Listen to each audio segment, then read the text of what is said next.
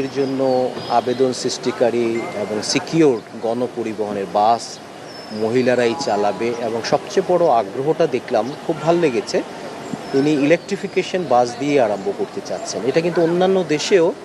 যখন বিদ্যুতের দিকে চলে গেছে, কারণ আগামী 15, 20, 30 বছর পর আর কিন্তু ডিজেল গাড়ি নাও পাওয়া যাবে, যেতে পারে, বাড়াবেই না, সব ইলেকট্রিক্যাল হবে। সো প্রতিটা দেশের গভর্নমেন্ট এই যে ট্রানজিশন পিরিয়ডে বাসকে দিয়ে আরম্ভ করেছে, কারণ ডিজেলে চলে, অনেক পলিউশন হয়। সেই হিসাবে ওনারও একটা আগ্রহ দেখলাম, উনিও চাচ্ছেন 180 দিনের মধ্যে ইলেকট্রিক বাস ভিত্তিক গণপরিবহন প্রথমেই বিশেষ করে মহিলাদের জন্য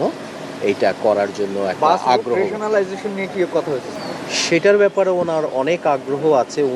আমি চমৎকার লাগলো, উনি যখন গুলশান থেকে বের হন,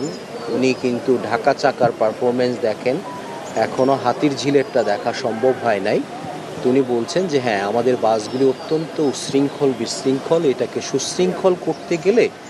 যা যা করণীয় আরম্ভ করি না, আমরা পাইলটিং করে জোন করে আরম্ভ করি, ওটার ব্যাপারেও কিন্তু ওনার অনেক আগ্রহ দেখলাম। এবং আমি বলবো ঢাকার যতগুলি গুরুত্বপূর্ণ গণপরিবহন সম্পর্কিত বড় বিনিয়োগ না, কম বিনিয়োগে বেশি মানুষকে কাভারেজ দেওয়া, এটার প্রতি ওনার আগ্রহ, এটা কিন্তু আমাকে কিন্তু খুব কি বলবো সারপ্রাইজ করেছে যে, এবং আমি খুব ইমপ্রেসড যে উনি সাশ্রয়ী মূল্যে বেশি মানুষকে দ্রুত, যেমন এলআরটির কথা যখন শুনলেন, যেহেতু এটা একটা লাইট হবে, আমি যখন বললাম এটার জন্য উন্নয়ন যন্ত্রণাটা একটু কম হয়, আপনি স্টিলের যদি পিয়ার বানান, এইটাকে আপনি প্রিফ্যাব্রিকেটেড করে এখানে ইনস্টল করবেন, তাহলে এই ঘিঞ্জি এলাকায় উন্নয়নের পেইনটাও কম হবে। উনি দেখলাম এই জিনিসগুলি চাচ্ছে যে না, তাহলে আমরা চাই যে এইটার একটা গণপরিবহনের একটা মেরুদণ্ড তৈরি হোক মেট্রোর মাধ্যমে, কিন্তু তার কমপ্লিমেন্টারি সিস্টেমগুলিও যেন